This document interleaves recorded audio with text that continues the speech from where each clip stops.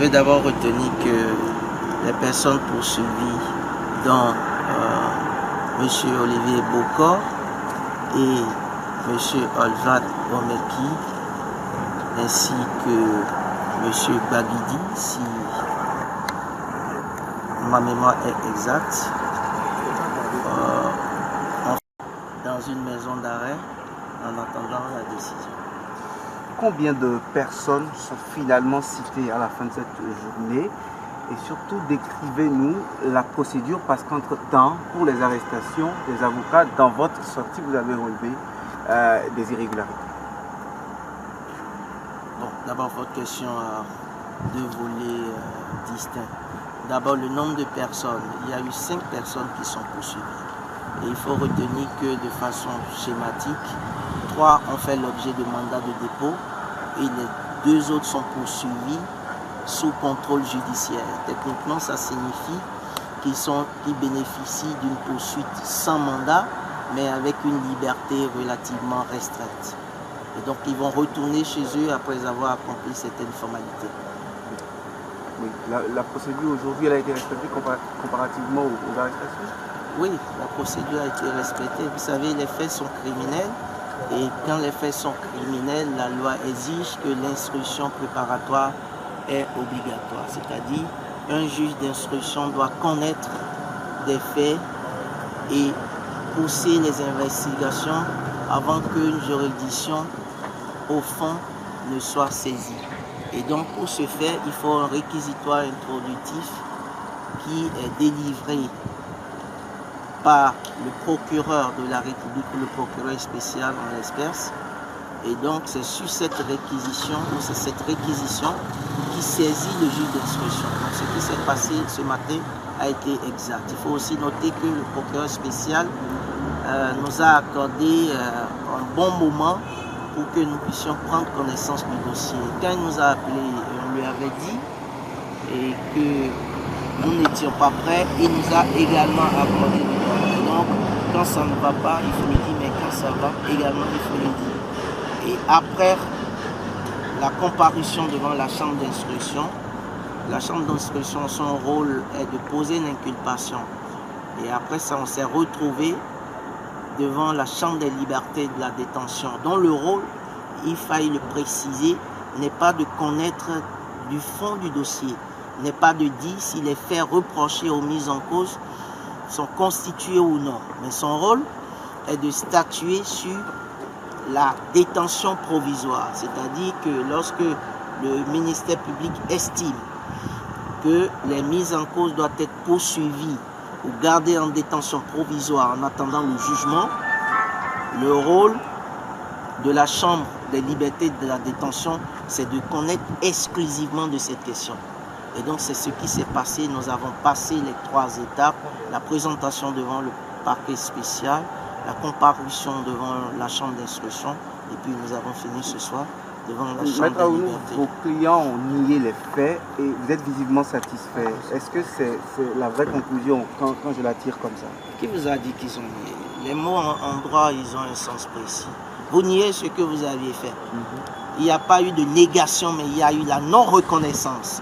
Je tiens à préciser qu'il ne s'est pas agi aujourd'hui, ce soir, de la pertinence ou non des infractions retenues contre les mises en cause. Il s'est agi exclusivement de trancher la question de savoir est-ce qu'il faut les poursuivre sans ou avec mandat.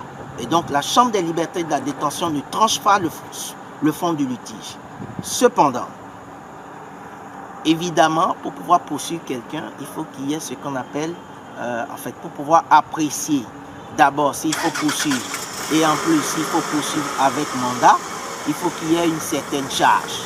Et donc relativement à cela, ce que je peux vous dire à l'étape actuelle de la procédure, c'est qu'il est révélé à travers les constances du dossier que concernant M. Olivier Bokor, il n'existe aucun fait matériel.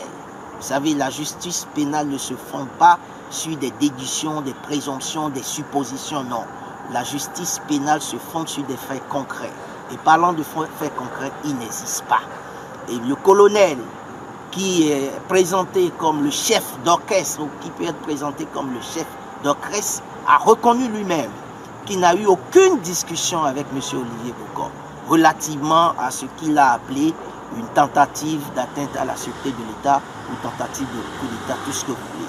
Donc matériellement, ça n'existe pas. Voilà ce que je peux vous dire. Maître Aoumou, le collectif des avocats, qu'est-ce que vous comptez faire Non mais la procédure ne fait que commencer. Et donc, comme je vous le dis, aujourd'hui, il n'y a eu aucune violation des droits de la défense. Tout s'est passé conformément à la loi. Et évidemment, le dossier va se retrouver devant les juges d'instruction. Et les juges d'instruction vont faire ce que la loi a prévu qu'ils fassent. Et la défense fera également son travail. Alors, est-ce que le colonel est poursuivi? Non, il n'est pas poursuivi, monsieur était voyé. Maître Aoumou, finalement, quelles sont les charges retenues contre vos clients pour qu'ils soient décernés contre le mandat de dépôt? Bon, je peux vous citer les infractions que le parquet spécial a retenues. Je crois qu'elles sont au nombre de 4. Il y a atteinte à la sûreté de l'État, il y a complot, il y a blanchiment de capitaux et enfin corruption d'argent public. Voilà. Est-ce qu'on peut avoir une idée de la date de la prochaine audience ou de la prochaine audience de comparution? Non, nous ne sommes pas encore en procédure de jugement. Nous sommes techniquement aujourd'hui en procédure d'instruction. Et l'instruction se passe selon un calendrier que les juges d'instruction vont s'établir. Ils vont reconvoquer les mises en cause selon leur rythme et selon leur inspiration et ils vont poursuivre l'enquête. Finalement, vos clients passent leur première nuit en prison, là, en détention? Mais cela va de soi. Vous savez très bien que la prison, ce n'est pas la prison en termes techniques, ils sont en mandat d'arrêt. Ceux qui vont en prison, c'est ceux qui ont déjà fait l'objet d'une condamnation. Et ils seront détenus dans une maison d'arrêt, évidemment, au sein d'une prison.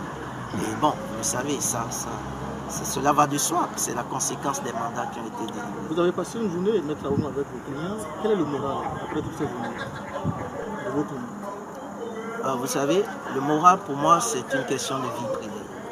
Je garde le moral pour moi. Vous avez des questions? Ils se portent bien? Je garde ça pour moi. Ils étaient sereins, convaincants? Pourquoi vous dites qu'ils sont convaincants? Je viens de vous dire que les éléments du dossier ne lient en aucun point M. Olivier Bokor. Ça n'existe pas.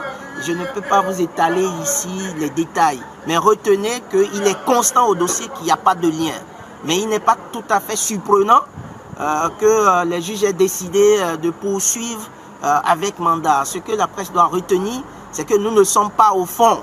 Parce qu'il y a des interprétations qui, au surplus, sont de nature à violer la présomption d'innocence. Nous ne sommes pas au fond. La seule question qui a été tranchée aujourd'hui, c'est que pour les poursuivre, est-ce qu'il faut les laisser en liberté ou les mettre à la disposition de la Cour au moyen d'un mandat? Et c'est ce qui a été fait.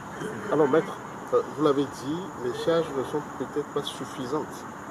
Il n'y a pas d'éléments matériels retenus contre Olivier Bokor. Mais pourquoi alors est-il maintenu dans... Oui, c'est l'œuvre de la justice. Vous savez, la justice, c'est comme vous versez du maïs au sol, vous ramassez avec du sable et après arriver à la maison, vous faites la distinction.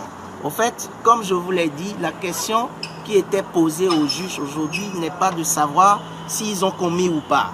C'est au regard des circonstances de la cause, est-ce qu'il faille les laisser en liberté, contrôler leur liberté? Nous avons souhaité que face à la vacuité du dossier, ces gens-là, même si les faits sont dits graves ou pas, au regard de la trame même du dossier qui est déjà là, vous voyez, on peut les mettre sous contrôle judiciaire, mais on n'a pas été suivi.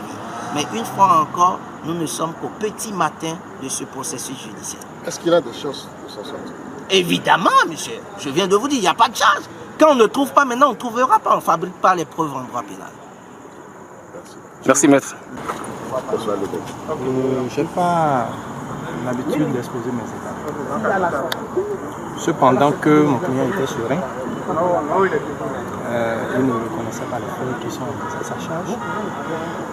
Et il est même surpris que son ami, puisque le principal accusateur est son ami personnel, il est même surpris que son ami puisse porter à sa charge des faits dont il n'a jamais discuté avec lui selon ses déclarations. Comment explique-t-il l'argent qui a été retrouvé dans sa voiture, dans son garage? Mon confrère Maître Ayodele vous a dit que la procédure étant toujours en instruction, nous ne pouvons pas révéler tous les éléments du dossier. Notre ministère ne nous y autorise pas. Donc, peut-être lors du jugement, qui sera une audience publique, vous aurez les détails par rapport à cette information. Toujours est-il qu'il ne reconnaît pas les faits qui sont mis à sa charge. Il n'a jamais comploté contre la sécurité publique, ni comploté par rapport à un coup d'État avec quelque chose. C'est ce qu'il a déclaré. Comment entendez-vous organiser sa défense? Avec lui et avec les éléments que la loi met à notre disposition.